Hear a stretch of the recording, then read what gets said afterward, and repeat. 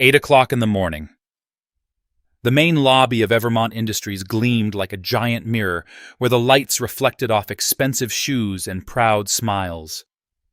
Amid the busy crowd, a woman stepped in quiet enough to disturb the rush of the place. Grace Miller, 33 years old, wore simple white blouse and gray slacks, her hair neatly tied back. On her chest hung a badge that read, Trainee. No one knew who she was. No one paid attention to her until a cup of Coca-Cola flew straight toward her. The dark liquid burst, splashing across her face, running down her neck, sticking to her brown hair. The sweet scent filled the air. Laughter broke out, sharp, quick, and cruel. "Oops," a man's voice said smugly. "Thought you were janitorial staff." It was Ethan Brooks, 24, the son of a senior executive wearing an expensive blazer and the smile of someone who had never known fear. He stood in the middle of the lobby, holding the empty plastic cup, his friends laughing behind him. Grace said nothing. She didn't wipe her face. She just stood still, tilting her head slightly as the sticky drops rolled slowly down her chin. Around her, all eyes turned, some curious, some amused. A girl at the reception desk covered her mouth, about to step forward, but stopped when her superior glared at her. An old security guard clenched his fist, then loosened it again. No one dared interfere. Grace exhaled softly, a heavy breath, calm and steady. She bent down, picked up the empty cup at her feet, and placed it on a nearby table. Her movement was slow, deliberate, as if she didn't hear the laughter around her. "She looks like she just crawled out of the basement." Someone whispered just loud enough for others to hear. Grace didn't respond. In her brown eyes there were no tears, no anger, only silence. The kind of silence that suddenly made the room feel suffocating. Ethan smirked, thinking he had won. He spun the empty cup in his hand, glancing around for more spectators, and sneered, "Welcome to Evermont, trainee." Grace tilted her head slightly, meeting his eyes just long enough for his confident smile to falter for half a second. Then she turned away. Each step echoed softly against the marble floor, leaving behind the scent of cola and a heavy silence.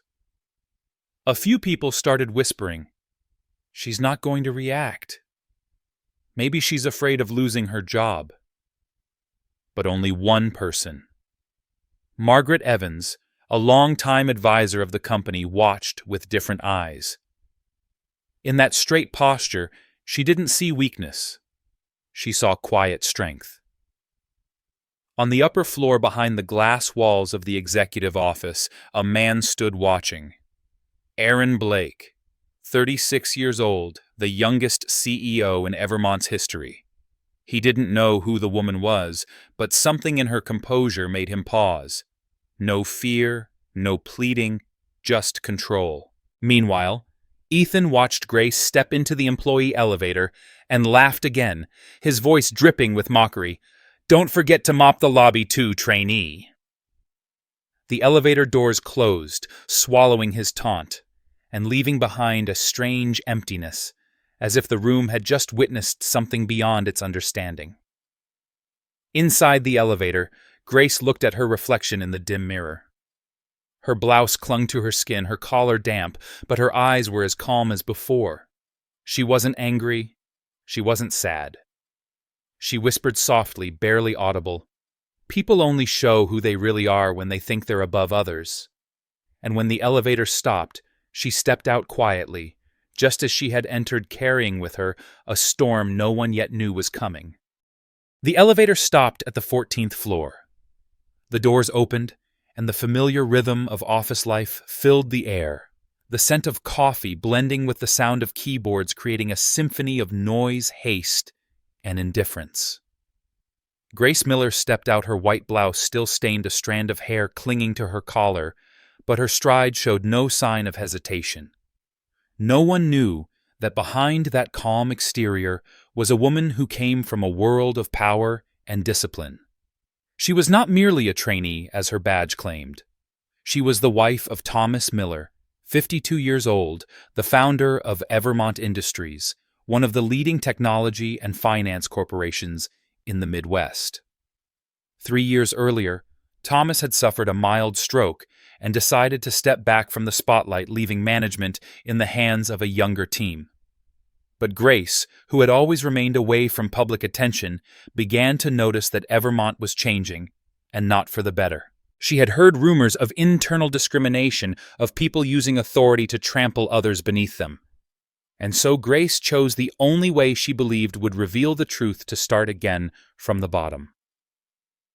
A week before she began, Thomas had warned her, "You don't need to do this. They won't even recognize you."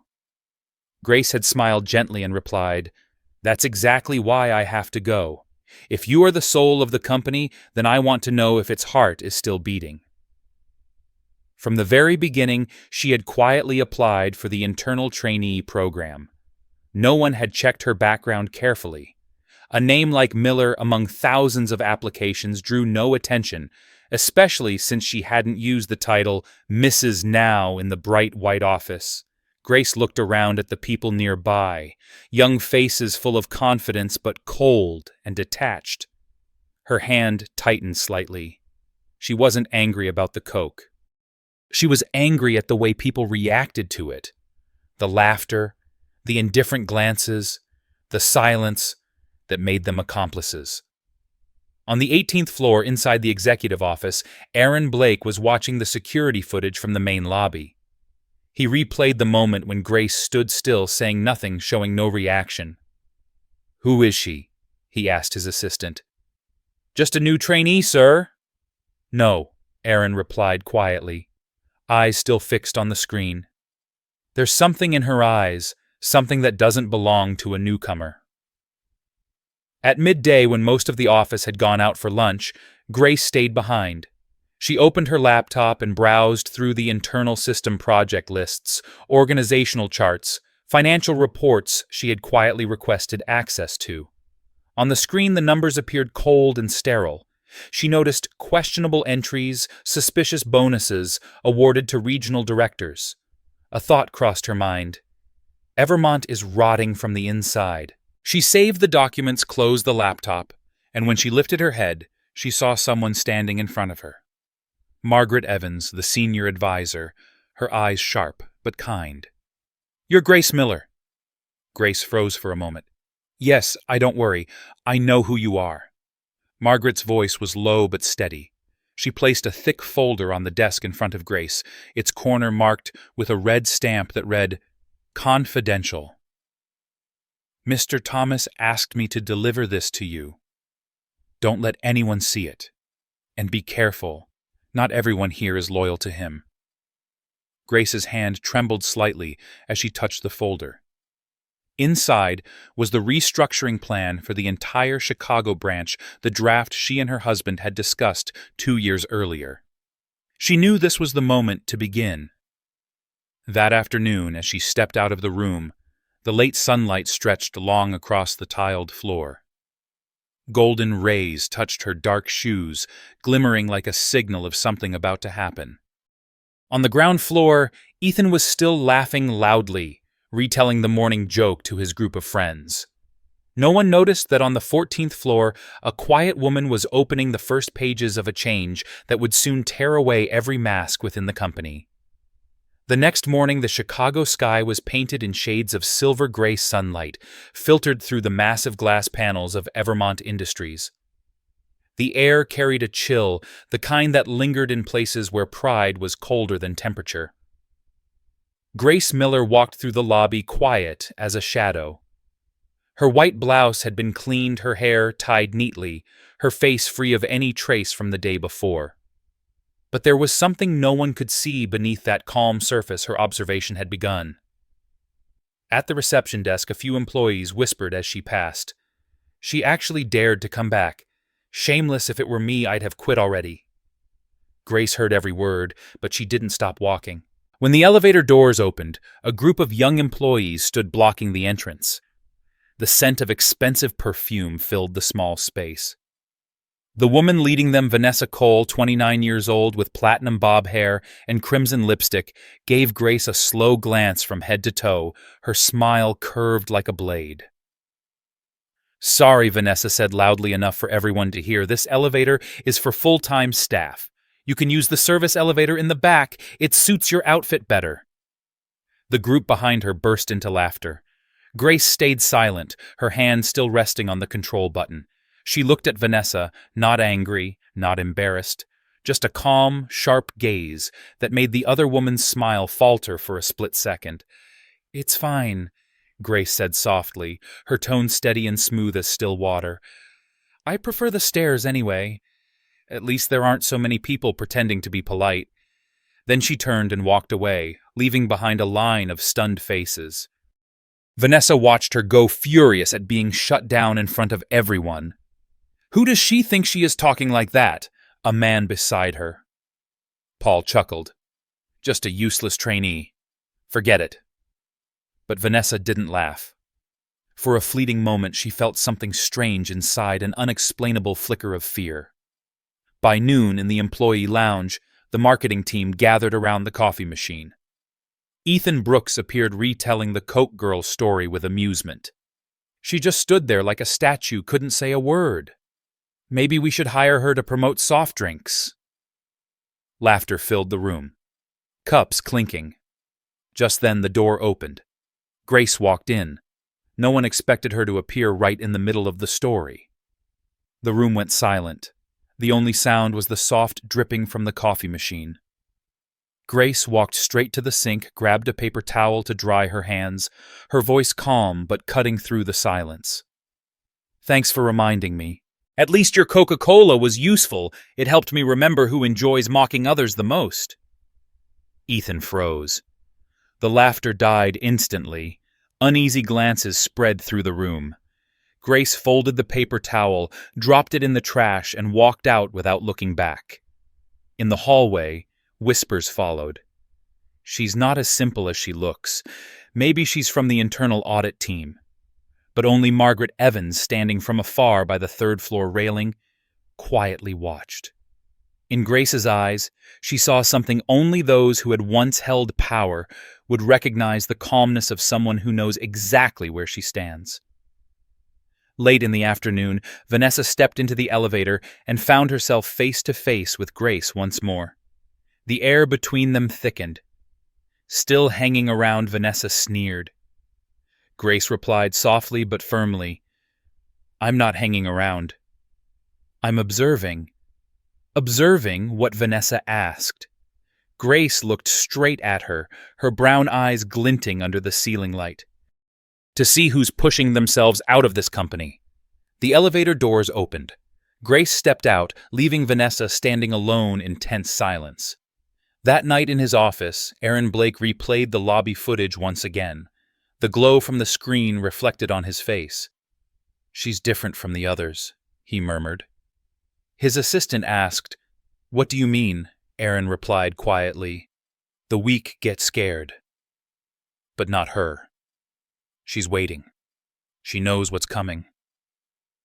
What Aaron didn't realize was that his words were a prophecy, one that would soon come true as a storm quietly began to form, born from the very woman they had once mocked. It was 7:40 in the evening. The golden light spilled across the 20th floor lobby of Evermont Industries, reflecting on the granite floor with a glow that was both cold and beautiful, like the polished edge of a sharpened blade. Glasses of wine clinked, laughter mingled with shallow compliments, and the air was thick with ambition. It was the company's networking cocktail night, where young managers flaunted their influence, and those hungry for promotion began their quiet hunt. In one corner of the room, Grace Miller stood alone holding a glass of water. She wore a simple gray shirt, her hair tied low. No makeup, no jewelry. Amid the glossy crowd and hollow laughter, she looked like a wrong note in a loud symphony, quiet, modest, yet impossible to ignore. Across the room, Ethan Brooks was still retelling the legendary Coke story, his laughter smooth and loud. Beside him, Vanessa Cole laughed too, her voice sharp, high, and empty, like glass shattering on tile. Who does she think she is? Just an employee talking like that. Grace heard every word, but instead of turning toward them, she gently swirled the glass in her hand, listening to the soft clinking of ice against the rim. Such a small sound, yet to her it was a reminder. Stay calm. Observe. Let them reveal who they are. On the other side of the room, Margaret Evans, the senior advisor at 58, stood by a pillar holding a thick folder. The light reflected off her neatly cut gray hair and silver-rimmed glasses. She didn't laugh, didn't speak, only watched. The look of someone who had seen hundreds of faces like these, smiling, flattering, and then betraying. When her gaze landed on Grace, she paused. Not because she recognized her, but because she recognized the attitude. The upright posture, the way she made no effort to impress, and the eyes that missed nothing. This woman doesn't belong here, Margaret thought. She's studying it. She started walking toward her, the sound of her heels tapping lightly on the marble floor, each step steady as a heartbeat. Ms. Miller. Her voice was low, firm enough to be heard over the chatter. Grace turned and gave a slight nod. Yes, that's me. Margaret glanced around. The room was noisy, yet in that moment it felt as if only the two of them existed. She handed Grace the thick folder stamped boldly in red, "Confidential. Direct orders from Mr. Thomas Miller." Margaret said softly, her tone serious. "You are to review the restructuring plan for the Chicago branch before tonight's closed meeting." Grace froze for a moment. Her heartbeat quickened, but her voice stayed calm. "I understand." Nearby, a young man wearing a tie that was too tight overheard them and turned sharply. "Wait, who did you say? Thomas Miller? You mean the Thomas Miller?" Margaret shot him a look, just one that made him go silent instantly. Grace took the folder carefully, tucked it into her bag, and said quietly, "Thank you. No one will see it." Margaret nodded slightly. "And don't trust anyone here. They're waiting for you to fail." As Grace left the room, the sound of laughter and jazz music still echoed behind her, but she no longer heard it. She walked down the long corridor lined with glass, the city lights shimmering beyond thousands of glowing windows, flickering like eyes, watching her every step. In a small break room upstairs, she opened the folder. Inside was a detailed plan, eliminating redundant departments, replacing key personnel, restructuring financial control. Names appeared in red on the list: Ethan Brooks, Vanessa Cole, Paul Whitmore. Grace took a deep breath. What she felt wasn't satisfaction, but a heavy sadness. She had once believed this company stood for discipline and integrity. Now it was nothing more than a polished shell hiding decay. That night, when the clock struck 10, the lights of Evermont began to dim. Grace still sat by the window, the folder open before her, the city glittering beyond the glass. She knew that from the moment she received that file, her silence would no longer be a defense, it would become her weapon. Tuesday morning. The air inside Evermont's office was thick with the smell of coffee and ambition. Every desk was its own tiny stage where everyone pretended to be busy, but was really just performing the illusion of importance. Among them, Grace Miller appeared like an unexpected pause in a noisy symphony. Her gray blouse was spotless, her hair neatly tied back, no makeup, no perfume. She arrived early, brewed herself a cup of black coffee, and sat quietly in the corner, reviewing the restructuring plan Margaret Evans had given her the night before. But peace never lasted long in a place where ego outweighed decency. Around 9 in the morning, the break room door swung open, followed by the sharp click of heels and shrill laughter. A group of 4 marketing employees entered, dressed in trendy outfits, heavy perfume, clinging to the air, their voices dripping with arrogance and disdain. Leading the pack was Ethan Brooks, the man who had once thrown a Coke in her face. Behind him was Tina Walsh, 32 head of creative, known for using sarcasm as sport. "Oh, look who it is. Our little trainee. Tina's tone was sugary and cruel, her eyes scanning Grace's blouse. New shirt. Still tragically simple. The group burst out laughing. Ethan crossed his arms, leaning against the counter, his tone mocking. You know grace in this industry appearance matters. Maybe you should apply for the cleaning staff they're hiring. Another woman raised her phone, aiming the camera. Smile for the caption, Monday Mood Low Budget Edition. The flash went off, followed by laughter, sharp metallic cutting through the silence like a blade. Grace set her coffee cup down on the table. She didn't look at them. She didn't avoid them either. She simply stood up, took a paper towel, and wiped a small splash of water near the coffee machine. Her voice was calm, low, but clear. Do any of you ever wonder if real humor doesn't come from making someone else feel small? No one answered. Ethan smirked, pretending to be unfazed. We were just joking, don't take it so seriously. Grace turned her gaze to him, her brown eyes deep and steady, holding his for a few seconds. Maybe because you've never been the one laughed at. When you finally know how that feels, it won't be funny anymore. She folded the paper towel, dropped it into the trash, and walked out.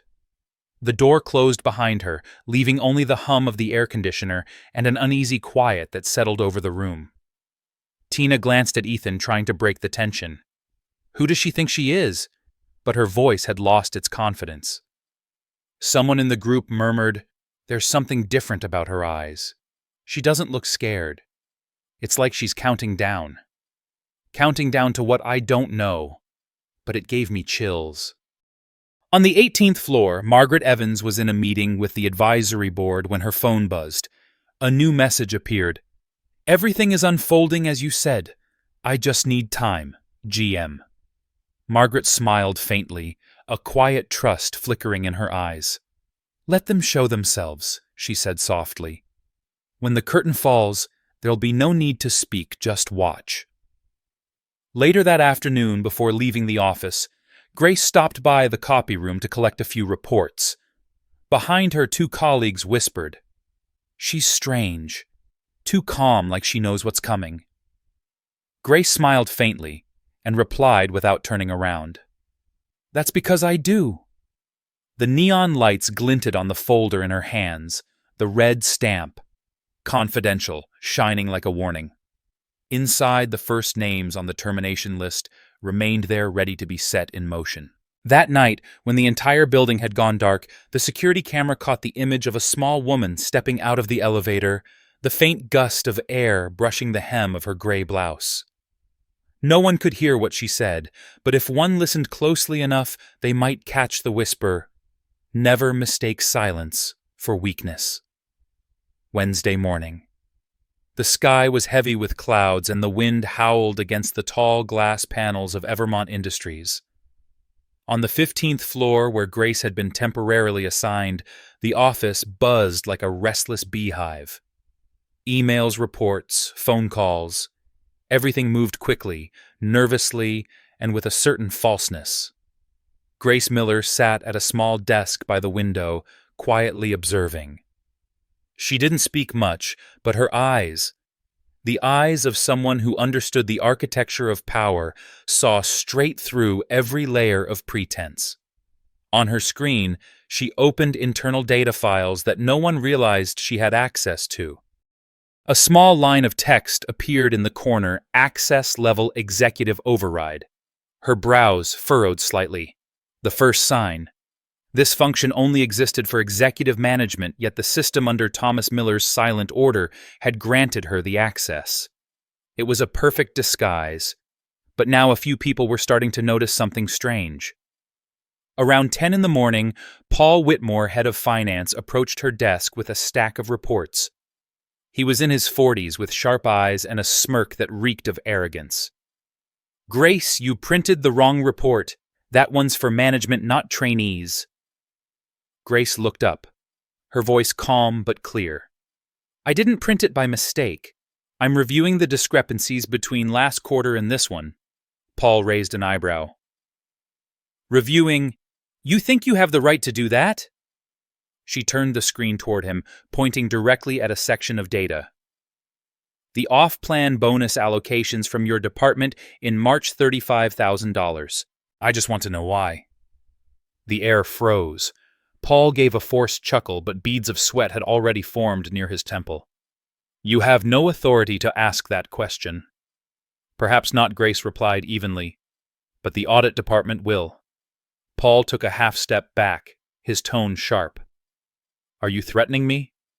Grace shook her head and calmly closed the file. I don't need to threaten anyone. As soon as Paul walked away, a young IT engineer named Noah Reed, about 26, approached her hesitantly. Who are you really? No one else has that level of access in the system. Grace looked at him, smiling faintly. Let's just say I'm fixing things that should never have been broken. Then she walked away, leaving Noah frozen in the hallway. By noon, the whispers had begun to spread. That trainee has access to restricted files.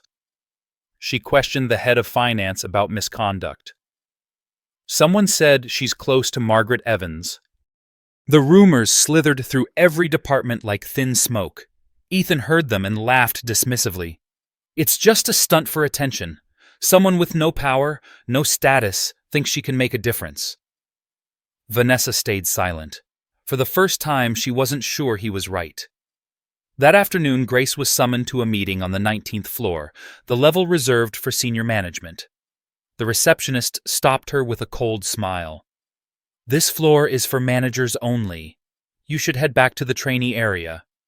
Grace smiled lightly, her tone gentle but firm. I understand. But if you don't believe me, you can call upstairs. They're expecting me. Without waiting for a reply, she continued walking. A minute later, the phone on the receptionist's desk rang. A man's voice came through from above, low and steady. Send Grace Miller up immediately. The receptionist froze. In the conference room, Aaron Blake, the young CEO, stood as Grace entered. No one knew why he did it, just a simple gesture, but to others, it was a sign of respect. Aaron didn't speak much. He simply looked at her for a moment, then said, You have something I need. Grace placed the folder on the table. And you?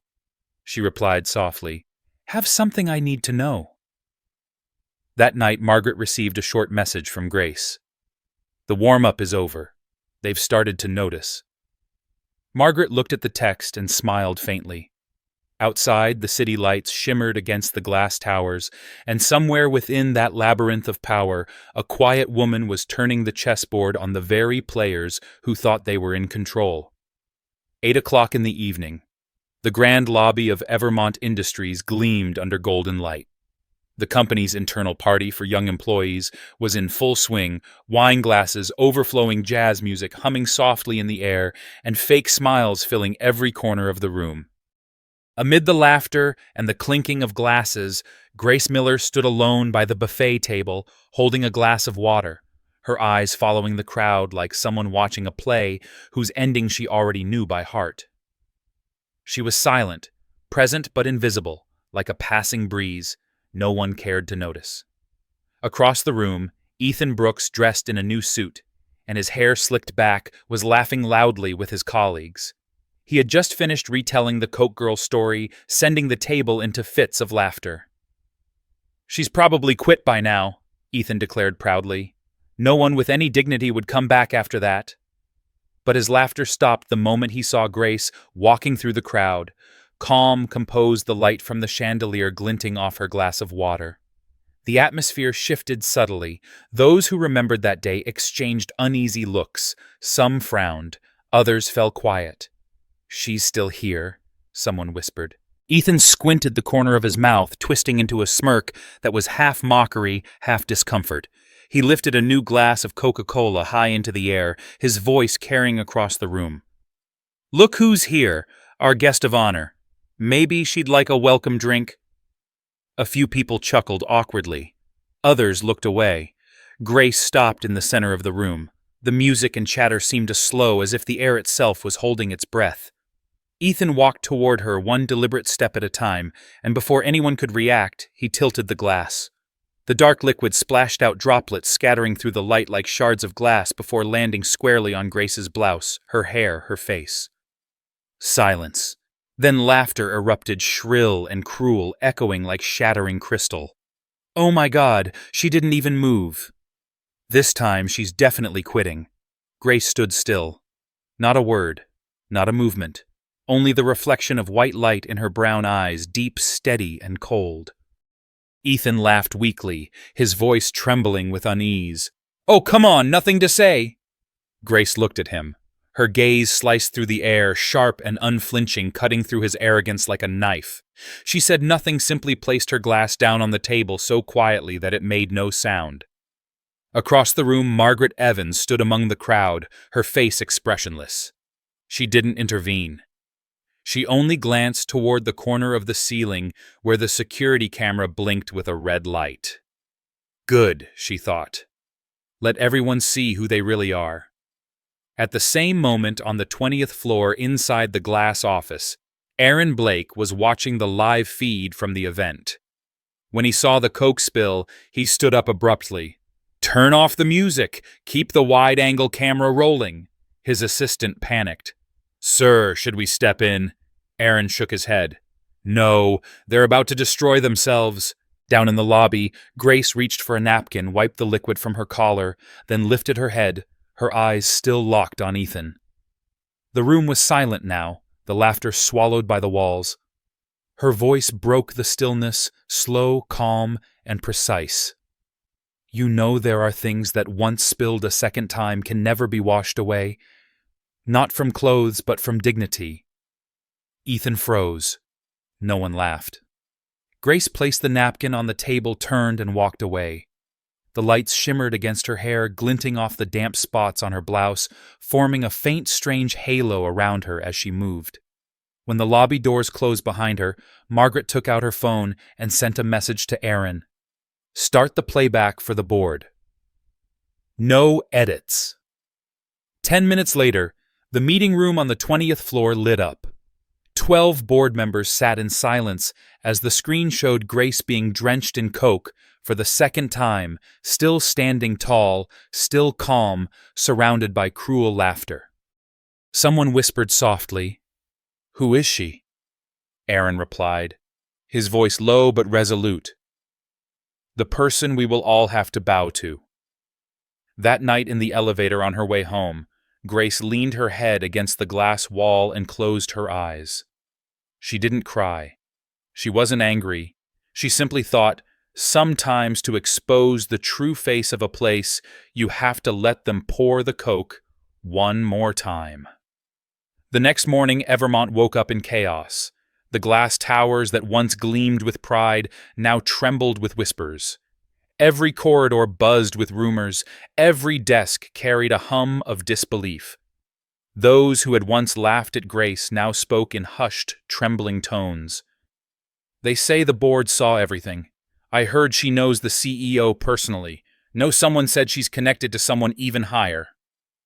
The tension in the air was thick enough to silence even the most talkative employees. No one dared to speak her name too loudly, as if invoking it might summon consequences. On the top floor, the heavy doors of the executive conference room closed with a quiet thud. Inside, Aaron Blake stood at the head of the long mahogany table facing 12 board members whose expressions were pale and uneasy. The lights dimmed and the large screen on the wall flickered to life. The footage began to play the scene from last night. Ethan Brooks leaning forward with a smirk, the Coke tilting from his hand, the brown liquid catching the golden light before splashing across Grace's face and white blouse. The sound of laughter filled the room, cruel and echoing. Then came the silence. The moment Grace stood still, dripping, her head held high, her eyes steady and unbroken. When the screen finally went black, the silence that followed was suffocating. Aaron's voice cut through it, calm but edged with authority. You're not watching an employee being humiliated. You're watching Grace Whitmore Miller, wife of Evermont's founder and this company's largest shareholder. A murmur swept across the table. A director gasped audibly. That can't be true. Another man's voice cracked. We threw Coke on Thomas Miller's wife. Aaron nodded once, the faintest movement, but it hit like thunder. You did. And tonight she returns to take the position that was always hers, chairwoman of Evermont Industries. No one spoke after that. The weight of shame hung in the air like fog. At 10 o'clock, the elevator doors opened on the ground floor. The sound of her heels echoed softly across the marble. Grace stepped out wearing a crisp white suit, tailored elegant, understated. There was nothing ostentatious about her, yet her presence commanded the space effortlessly. Conversation stopped mid-sentence. The crowd seemed to part naturally as she walked through the air around her, calm but electric. The receptionist at the front desk swallowed hard before speaking. Mrs. Miller, the board is expecting you on the 20th floor. Grace smiled gently, her tone kind yet composed. Just Grace is fine.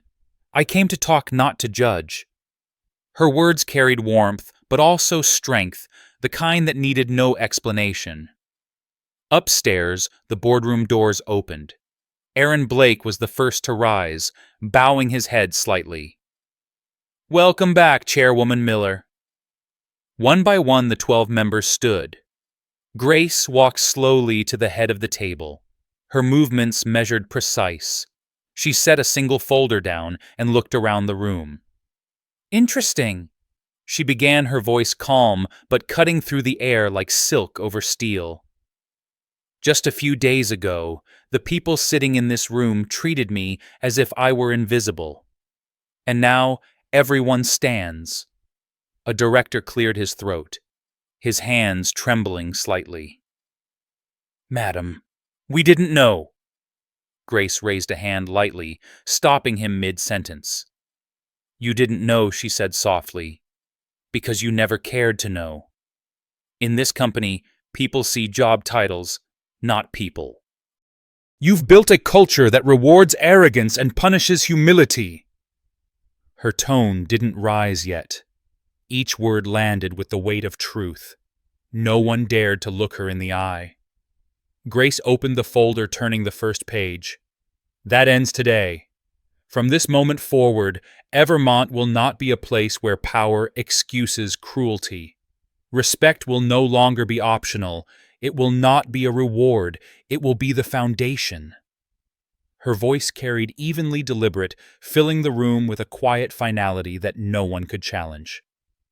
Downstairs at that very moment, a wave of notifications hit inboxes across the company. Internal announcement. Ethan Brooks suspended pending review. Vanessa Cole under behavioral assessment. Tina Walsh transferred to the ethics committee. No explanations were given. None were needed. Silence spread through every department, not of fear, but of awakening. When the meeting concluded, Aaron approached Grace by the door. His expression was one of respect. You've made the entire company see itself, perhaps for the first time. Grace looked at him, her voice soft but resolute. No one is beyond mistakes, Aaron, but the greatest failure is forgetting our humanity. Evermont doesn't need more profits. It needs its conscience back. She smiled faintly, her hand resting on the doorknob. And that starts now. As she stepped into the corridor, sunlight poured through the glass walls, coating her in a golden glow. She was no longer the woman mocked as the Coke girl, no longer the trainee no one noticed. She was Grace Miller, the woman who turned humiliation into strength, and in doing so, taught an empire the meaning of respect.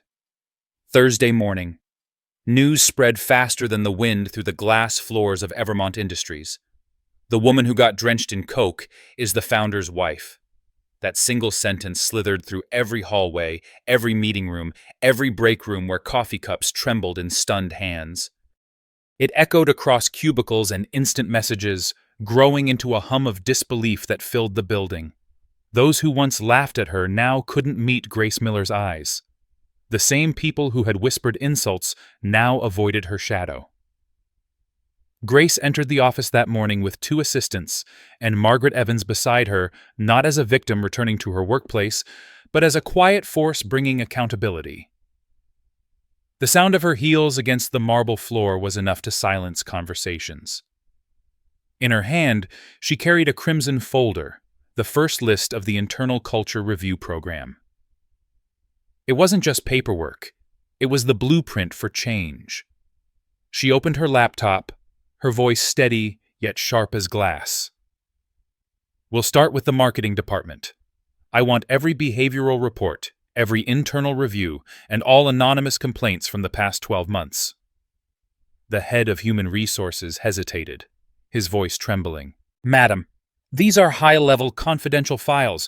We'll need authorization." Grace looked up, her tone unshaken. "High-level is me." The words were calm, but they rippled through the room like a shockwave. No one dared to speak after that. The hum of keyboards faltered. Even the air seemed to grow still, as if the entire building was holding its breath. By noon, the first internal announcement was sent. Internal notification employees. Ethan Brooks and Tina Walsh are suspended pending investigation for violations of professional ethics. All relevant departments are to cooperate fully with the Special Audit Committee under the direct oversight of Chairwoman Grace Miller. The building froze. No one laughed. No one dared to even whisper the nickname Coke Girl. Every conversation now carried the weight of fear and reflection. Eyes met, and quickly turned away, each person silently wondering who would be next. On the third floor, Vanessa Cole sat at her desk, her face pale, her eyes rimmed red. In her trembling hands was a white envelope freshly delivered by courier. Inside was a formal notice temporary suspension from the position of brand manager with a single cold line typed below time required to reassess attitude and behavior within the workplace. Vanessa unlocked her company tablet and replayed the internal video from that night. On the screen, Grace stood silently in the lobby, Coke dripping to the floor, her eyes calm and defiant under the lights. And in that moment, Vanessa finally understood it wasn't authority that frightened her, nor retribution. It was dignity. That afternoon, Grace visited the IT department. The room grew quiet when she entered. A young technician, Noah Reed, the same man who had discreetly warned her about suspicious system activity, looked up nervously. "Mrs. Miller, I had nothing to do with what they did." Grace smiled gently, setting a folder on his desk. "I know," she said softly. "And I also know you were the one who sent me the server logs when they tried to erase the camera footage." His eyes widened in shock. Grace's expression didn't waver. "Thank you, Noah. Evermont needs people like you." Before she left, she placed a printed document on his desk. It was a promotion letter, appointment of Noah Reed as Regional Data Systems Manager. He stood motionless as she walked away, his eyes glassy with disbelief and gratitude. In the CEO's office, Aaron Blake sat behind his desk, scrolling through hundreds of emails flooding his inbox messages of appreciation sent to Grace from across departments. Receptionists, night shift, janitors, security guards, cafeteria workers. The people who had long been invisible now felt seen. He exhaled deeply, shaking his head. "In just 2 days, she's done what I couldn't in 2 years." Margaret, standing by the window, folded her arms, a proud smile tugging at her lips. "That's because she doesn't teach fear," she said softly. "She reminds them of who they used to be." As the sun began to set, Grace walked past the same lobby where it had all begun, the place where a Coke had been poured, where laughter once filled the air like poison. The floor was spotless now, but she paused, her eyes drifting to the empty space, as if she could still hear the echoes of that cruel laughter. Her lips parted into a faint smile and she whispered, "Thank you for pouring that Coke on me. It showed me who truly deserves to stay." A young employee passing by overheard her words and stopped, startled. Grace turned her expression gentle. "Don't be afraid to be good," she said kindly, "even when others laugh at you. Sometimes kindness is what terrifies them the most." That evening, more than 20 termination emails were sent out quietly, efficiently, without announcement or ceremony. No one protested, No one questioned, but everyone in Evermont knew that a chapter had ended the era of arrogance, deceit, and cruelty. And as Grace walked down the corridor in her crisp white blouse, her steps silent yet commanding, every gaze followed her with unspoken reverence. She didn't need to prove her authority. She embodied it. She didn't need power to show power. All she needed was dignity strong enough to make an empire bow its head. Late afternoon. The last rays of sunlight bathed the lavender garden behind the Evermont Industries building in gold. The flowers swayed gently in the breeze, releasing a faint fragrance that felt like a memory. On the rooftop, Grace Miller stood by the railing looking out over the city of Chicago as it slowly faded into night. The distant sound of car horns blended with the steady rhythm of her heartbeat, the heartbeat of a woman who had walked through storms in silence. A week had passed since the cleansing. Evermont was quieter than ever before.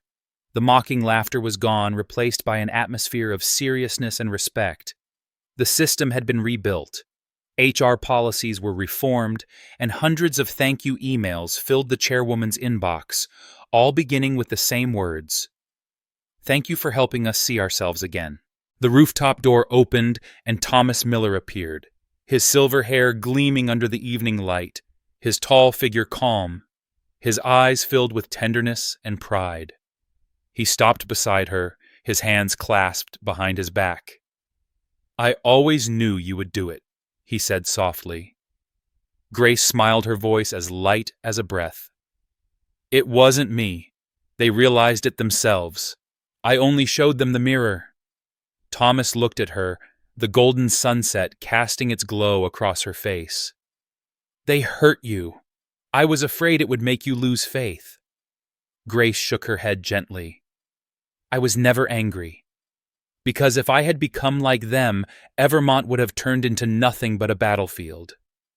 She turned toward him, her eyes calm yet deep. "The only thing to fear is not being looked down on, but letting that make you someone you're not." Downstairs, Aaron Blake was meeting with the department heads. Everyone listened attentively as he spoke. "From this day forward, Evermont will be led not only by profit, but by principle, and that principle begins with Mrs. Grace Miller." He lifted his head, his tone strong and clear. "She doesn't have to raise her voice yet, everyone listens. She doesn't have to give orders yet, the entire building straightens when she walks by." Margaret, standing beside him, nodded slightly, a faint smile forming at the corner of her lips. "That's how true power works," she whispered. "It doesn't need to prove itself. It makes others see it." On the rooftop, the wind grew stronger. Grace gazed down at the city, now glowing like a sea of stars. Thomas gently touched her hand. "I remember you once said you didn't want to be the one who leads, only the one who guides." Grace smiled softly. "That's right. Because a leader can command, but a guide can change hearts." She paused for a moment, her voice dropping to a whisper. "The day they poured Coke on me, I realized something. Humiliation can't kill dignity. It only makes dignity visible." Thomas looked at her for a long time, his eyes filled with pride and love. "Do you know, Grace, you didn't just save Evermont. You saved our legacy." She turned to him, smiling gently. "No, my dear. I only reminded them that Evermont was built by two hands, not hands of wealth, but hands that knew respect." She squeezed his hand softly. The wind blew through her soft brown hair. In the distance, the sun sank below the horizon, leaving behind a streak of light reflected on the building's glass facade like a farewell to an old era. Grace closed her eyes and took a deep breath. For the first time in weeks, she felt true peace. There was no one left to defeat, nothing left to prove. Because her silence had spoken loud enough. As they left the rooftop, night fell completely. Inside the office, a new plaque had been mounted, "Evermont Industries, where respect builds legacy." And in every corner of that building, everyone knew that the name of the woman once mocked would now be remembered by just 2 words, Grace. Dignity. That echo would remain forever. In the world of business, power is often measured by titles and wealth. But Grace Miller's story reminds us that true strength doesn't come from position, it comes from dignity. When someone chooses calm over anger, integrity over revenge, they not only change how others see them, but also redefine what leadership truly means. Because sometimes silence is the most powerful voice of all. If you believe that respect is the foundation of lasting success, make sure to like and subscribe so you won't miss more inspiring stories like this. And leave a short comment below with the words, "Keep your dignity," because that is what sets people apart in a world full of noise.